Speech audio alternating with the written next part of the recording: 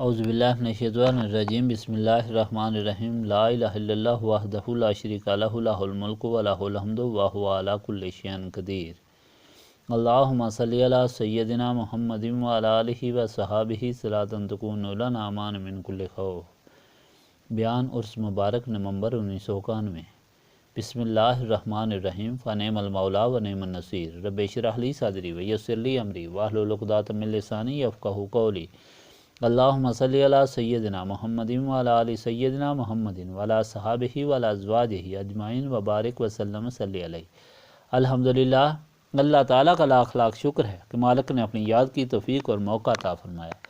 لاکھوں اور کروڑوں درود حضرت محمد مصطفیٰ صلی اللہ علیہ وآلہ وسلم پر، جن کے طفیل خدا نے یہ مہربانی فرمائی۔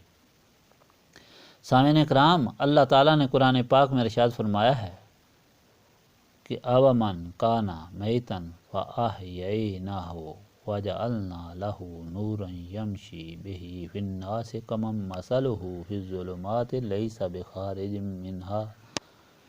اور کیا وہ کہ مردہ تھا تو ہم نے اسے زندہ کیا اور اس کے لیے ایک نور کر دیا جس سے لوگوں میں چلتا ہے، اور وہ اس جیسا ہو جائے گا جو اندھیرے میں ہے۔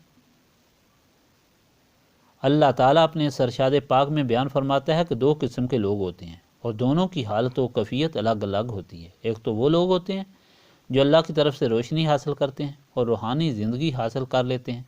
اس نور کو لے کر وہ مخلوق میں پھرتے ہیں اور انہیں بھی روشن کرتے ہیں، اندھیرے سے نکال کر روشنی میں لے جاتے ہیں، انہیں منزل تک پہنچاتے ہیں۔ دوسرے وہ لوگ ہیں جو روحانی طور پر مردہ ہوتے ہیں اور نور سے محروم ہوتے ہیں۔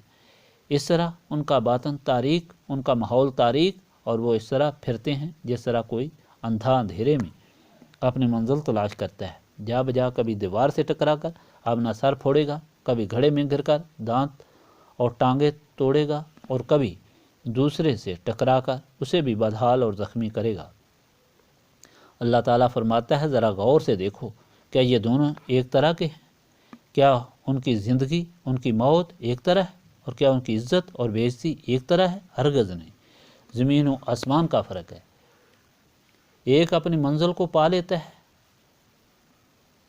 کامیابی، خوشی اور عزت اس کے قدم چومتی ہے، اس سے ملنے والا اپنی منزل پا لیتا ہے، غموں، مصیبتوں اور ٹھوکروں سے بچ کر کامیابی حاصل کرتا ہے اور کمال کو پہنچتا ہے، جبکہ دوسرا اپنی منزل گم کر رہا ہے اور دوسروں کو بھی گمراہ کرتا ہے، خود بھی بھڑکتا ہے اور ذلت و رسوائی میں تباہ و برباد ہو جاتا ہے۔ یہ ایک حقیقت ہے جو اللہ تعالیٰ نے انسان کی ہدایت کے لیے قرآن پاک میں بیان فرمائی ہے، اور تاریخ اس کی گواہ ہے۔ دراصل یہ آیت پاک حضرت عمر رضی اللہ تعالیٰ عنہ اور ابو جہل کے متعلق نازل ہوئی۔ دونوں کا نام عمر تھا، دونوں قریش کے سردار تھے، دونوں عزت کے خواہاں تھے، دونوں تکبر اور غرور کا شکار تھے، اور اس طرح باطنی طور پر مردہ تھے۔ لیکن جب حضور نبی پاک صلی اللہ علیہ وآلہ وسلم تشریف لائے اور تبلیغ دین میں سخت رکاوٹ تھی، تو حضور پاک صلی اللہ علیہ وآلہ وسلم نے خدا کی بارگاہ میں دعا کی، یا اللہ تعالیٰ ان دونوں عمروں میں سے ایک عمر مجھے عطا فرما تاکہ دین کا کام آسان ہو۔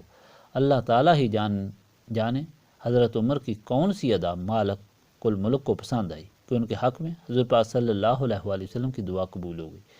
حضرت عمر رضی اللہ تعالیٰ عنہ کے مردہ بخت زندہ ہو گئے اور اللہ کی طرف سے وہ روشنی عطا ہو گئی جس سے اللہ کے محبوب کو پہچان لیا، ان کا باطن روشن ہو گیا اور پھر ایک دنیا کو اس سے روشن کر دیا۔ حضرت عمر رضی اللہ تعالیٰ عنہ خود تو گمراہی کے گڑھے میں گرنے جا رہے تھے، فیصلہ کیا کہ نیا دین نکلا ہے اور جگہ جگہ شور ہے، آج اس کا فیصلہ کرتا ہوں اور نعوذ باللہ حضور پاک صلی اللہ علیہ وآلہ وسلم کو شہید کرتا ہوں۔ تلوار لے کر چل پڑے، راستے میں کوئی ملا، اس نے کہا کہ عمر کہاں جا رہے ہیں؟ کہا بس روز روز کا فساد ختم کرنے جا رہا ہوں، اور حضور پاک صلی اللہ علیہ وآلہ وسلم کے متعلق بتایا کہ یہ بد ارادہ ہے۔ اس شخص نے بتایا کہ حضور پاک صلی اللہ علیہ وآلہ وسلم کے پاس بعد میں جانا، پہلے اپنی بہن اور بہنوئی کی خبر لو، وہ بھی نیا دین قبول کر چکے ہیں۔ حضرت عمر رضی اللہ تعالیٰ عنہ غصے سے آگ بگولا ہو گئے اور سیدھے اپنی بہن کے گھر گئے۔ بہن اور بہنوئی قرآن پاک کی تلاوت کر رہے تھے، آپ کو دیکھ کر جلدی سے ورق چھپا دیے۔ حضرت عمر رضی اللہ تعالیٰ عنہ نے پوچھا، کیا تم بھی نیا دین اپنا لیا ہے؟ انہوں نے کہا ہاں، اور اس دین کا یہ بھی حکم ہے کہ سچ بولو۔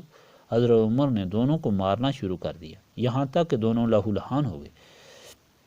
آخر دونوں نے کہا کہ عمر جان سے بھی مارو، تمہاری مرضی، لیکن اس دین کو اب ہم نہیں چھوڑیں گے جس کی سچائی ہمارے دلوں میں اجاگر ہو چکی ہے۔ اس بات نے حضرت عمر پر بہت اثر کیا کہ وہ ہے کیا چیز کہ باوجود اتنی مار کھانے کے ان کو پرواہ ہی نہیں اور موت بخوشی قبول کر رہے ہیں اور اس دین سے منہ پھیرنے کو تیار نہیں۔ انہوں نے کہا اچھا لاؤ اس دین کو مجھے بتاؤ کہ وہ کیا ہے۔ بہن اٹھی اور وہی ورق جو چھپائے تھے لائی، پڑھے۔ حضرت عمر پر اس قدر اثر ہوا کہ زار و قطار رونا شروع کر دیا، آنسوؤں سے دل کی ساری سیاہی دھل گئی اور سیدھے حضور پاک صلی اللہ علیہ وآلہ وسلم کی خدمت میں حاضر ہوئے۔ جب اطلاع ملی تو صحابہ کرام متفکر ہو گئے کہ عمر تو سخت دشمن ہے، خدا جانے کس نیت سے آیا ہوگا۔ شیر خدا حضرت حمزہ رضی اللہ تعالیٰ عنہ پاس تھے، انہوں نے گرج کر کہا کہ آنے دو، اگر نیک نیتی سے آیا ہے تو اس کی خوش قسمتی، ورنہ اس کا قصہ تمام کر دوں گا۔ حضرت عمر بارگاہ رسالت میں حاضر ہوئے، آنکھوں سے آنسوؤں کا سیلاب رواں، زبان پر مہر خاموشی اور سر تا پا عجز و انکساری۔ قریب پہنچے تو محبوب خدا صلی اللہ علیہ وآلہ وسلم جنہوں نے بارگاہ رب العزت میں درخواست کی تھی سمجھ چکے تھے کہ مالک نے دعا قبول کر لی۔ دامن عمر کو پکڑ کر جھٹکا،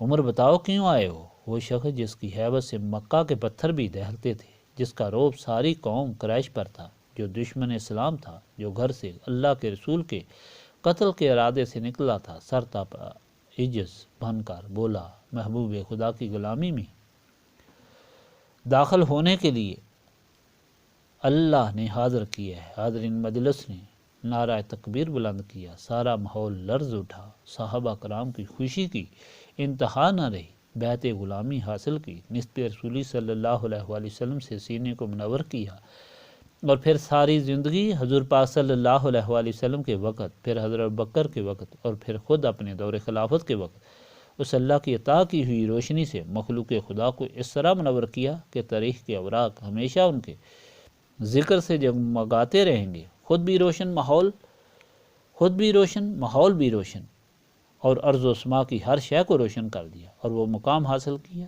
کہ زبان اللہ کی زبان بن گئی، ہاتھ اللہ کا ہاتھ بن گیا، پاؤں اللہ کے پاؤں بن گئے۔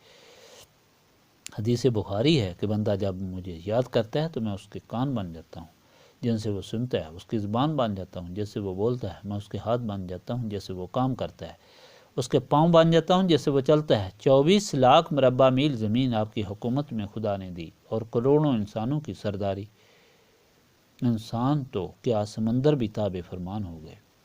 جب مصر فتح ہوا تو حضرت عمر ابن العاص کو معلوم ہوا کہ مصر میں دریائے نیل میں طغیانی آتی ہے جس سے وہ اس کنارے میں تباہی مچا دیتا ہے۔ لوگ جہالت زدہ خوبصورت نوجوان لڑکی کو زیور پوشاک پہنا کر قربان کرتے ہیں، اس میں پھینک دیتے ہیں تو طغیانی ختم ہوتی ہے۔ انہوں نے یہ خبر حضرت عمر کی خدمت میں بھیجی۔ حضرت عمر نے جواب دیا خبردار، آج کے بعد سے اس ظلم کے مرتکب نہ ہونا، اور ایک خط دریائے نیل کی طرف لکھ بھیجا۔ اللہ کے بندے نے اور غلام عمر کی طرف سے دریائے نیل کی طرف، خبردار آج کے بعد اس طرف اپنا رخ نہ کرنا، چانچہ تاریخ گواہ ہے کہ دریا کو کبھی اپنے مالک کے غلام کے حکم کی سرتابی کرنے کی جرت نہ ہوئی۔ شام میں نہاوند میں جنگ ہو رہی تھی، مسلمان پہاڑی کی طرف سے بے خبر لڑ رہے تھے، دشمنوں نے منصوبہ بنا کر پہاڑی کی طرف سے حملہ کرنا چاہا۔ حضرت عمر ہزاروں میل دور مدینہ پاک میں جمعہ کا خطبہ ممبر پر دے رہے تھے کہ اچانک زور سے کہا اے ساریہ، پہاڑی کی طرف سے خبر لو۔ حضرت ساریہ سالار لشکر نے نہاوند میں آواز سنی اور دشمنوں پر پلٹ کر حملہ کیا اور کامیابی حاصل کی۔ جب لوگ واپس مدینہ پاک آئے تو انہوں نے یہ حقیقت بیان کی، اور جو مدینہ میں تھے انہوں نے یہ حقیقت بیان کی۔ حاضرین مجلس، یہ تھی اس نور کی برکت جس نے بخت کو بیدار کر دیا، ایک جہاں ایک مخلوق روشن کر دی، اور دوسری طرف نور سے محروم وہ عمر تھا جو باوجود علم فضل کے اعلیٰ مقام رکھنے کے ابو جہل کہلایا۔ اس زمانے میں لوگ اپنا کلام، نثر، نظم کعبہ میں وزن کرتے تھے تاکہ صبح کے وقت عالم فاضل اس کی تصحیح کرے، تو ابو جہل ان کی فوراً تصحیح کر کے اپنے علم و فضل کا سکہ جماتا تھا، لیکن اس نور سے محروم ہونے کی وجہ سے ابو جہل بنا، خود بھٹکا، ہزاروں کو بھٹکایا، یہاں تک کہ بدر کے مقام میں آ کر ظلمت کے اس گڑھے میں گرا جس سے آج تک کوئی نہ نکل سکا، اور قیامت تک ملعون اور عذاب کا مستحق بنا۔ خود اس کے اپنے لڑکے حضرت اکرمہ نے حضرت پاک صلی اللہ علیہ وآلہ وسلم کی غلامی حاصل کی اور ابو جہل کو ہمیشہ کے لیے دھتکار دیا۔ یہ فرق ہے جو اللہ نے بیان کیا نور والے اور بے نور کا۔ تو نور کہاں سے ملتا ہے اور کیسے ملتا ہے، اس کا جواب بھی خود نور کے مالک نے اپنے محبوب کو مخاطب کر کے دے دیا۔ انا ارسلناک شاہدا و مبشرا و نذیرا و داعیا الی اللہ باذنہ و سراجا منیرا۔ بے شک ہم نے آپ کو بھیجا حاضر ناظر اور خوشخبری دینے والا اور ڈر سنانے والا، اللہ کی طرف اس کے حکم سے بلانے والا اور روشن کرنے والا چراغ۔ حضور پاک صلی اللہ علیہ وآلہ وسلم کی ذات ہے جس نے یہ غلامی حاصل کی، نسبت رسولی صلی اللہ علیہ وآلہ وسلم حاصل کی، اس کا سینہ روشن ہوا، جو اس نسبت سے محروم رہا وہ ظلمت کا شکار ہوا۔ حاضرین مجلس، یہی غرض و غایت اس مجلس کی ہے، ہمارے سفر کی ہے کہ مخلوق خدا کو جمع کر کے یاد الہی میں تاکہ ان کے سینے صاف ہوں اور پھر ان کو نسبت رسولی صلی اللہ علیہ وآلہ وسلم کی حقیقت معلوم ہو اور اس دولت کو حاصل کریں جس سے ان کے سینے روشن ہو جائیں اور مردہ دل زندہ ہو جائیں۔ الحمدللہ کہ اللہ کی دی ہوئی توفیق سے آپ سب اس محفل میں حاضر ہوئے اور اس جگہ یہ محفل منعقد ہوتی رہی، یاد الہی ہوتی رہی اور اس نسبت پاک کی اہمیت بیان ہوتی رہی۔ اب مالک الملک کی بارگاہ میں التجا دعا ہے اور یہی یقین ہے کہ مالک سب کے سینوں کو منور فرما دے گا اور اس دولت لازوال سے مالا مال فرما دے گا۔ دعا کریں اللہ تعالی ہماری یہ کوشش، آپ کی ساری تکلیف کو اپنی بارگاہ میں منظور فرمائے اور ہماری التجا قبول فرمائے۔ جو بھی اس محفل میں آیا ہے، جس نے بھی اس محفل کے انعقاد کے لیے جانی مالی جو بھی قربانیاں دی ہیں، اللہ ان کو منظور فرمائے اور دونوں جہانوں کے غموں سے نجات عطا فرما کر دونوں جہانوں میں سرخرو اور سرفراز فرمائے، آمین۔